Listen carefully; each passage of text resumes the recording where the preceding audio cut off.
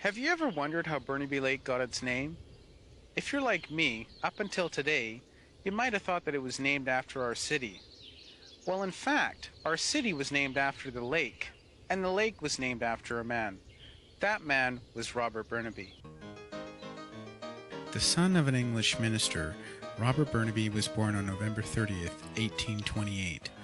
As a young man, he worked in the accounting office of the Customs Department in Her Majesty's government in London, England.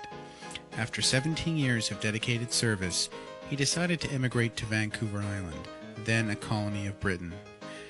On Christmas Day in 1858, he landed in Victoria, the heart of the colony of Vancouver Island. His original plan was to establish himself as a merchant. Fearing both American encroachment and the arrival of gold seekers, Her Majesty's government asked British Colonial Secretary Sir Edward Bulwer Lytton to establish a distinct colonial district on the land which today we know as BC's Lower Mainland. Lytton appointed Colonel Richard Clement Moody as the head of an entourage of British engineers. Moody wasted no time in hiring Robert Burnaby as his private secretary.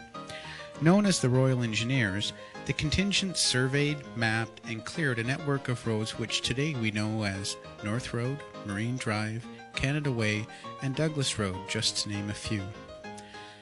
After Moody was sworn in as Commissioner of Lands and Public Works for British Columbia in January 1859, Robert Burnaby supervised the sale of land lots in New Westminster. His next assignment was to lead the surveying expedition which resulted in the discovery of a fresh body of water north of New Westminster. In the course of their travels, much of what is now the city of Burnaby was explored. In recognition of Robert Burnaby's tireless leadership, Colonel Moody named the body of water in honor of his ambitious aide. We know it today as Burnaby Lake. In 1892, Burnaby received its municipal charter.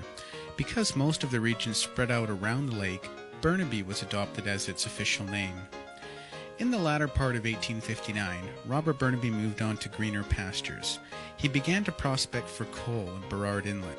In 1860, he moved to Victoria to establish an import-export business. He became the chairperson of the BC and Victoria Navigation Company and was instrumental in the formation of the Queen Charlotte Mining Company.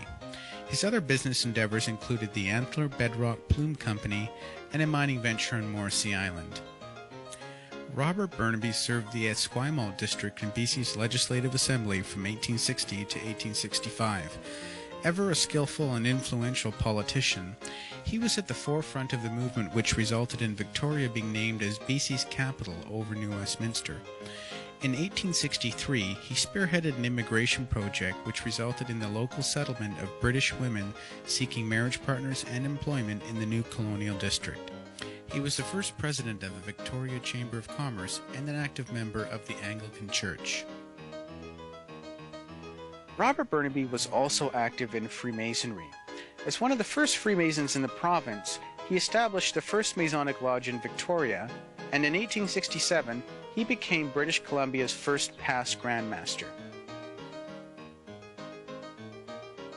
An avid actor and singer, Robert Burnaby served as president of the Victoria Amateur Dramatic Association in 1863.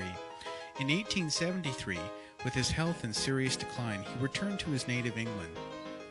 He passed away on January 10, 1878. Robert Burnaby was both a visionary and a pioneer. In his short life, he employed nothing less than initiative, dedication, and courage in each of his many endeavors. As residents of the city that bears his name, we can be proud of his example. For Burnaby Edition, I'm Alan Kumar.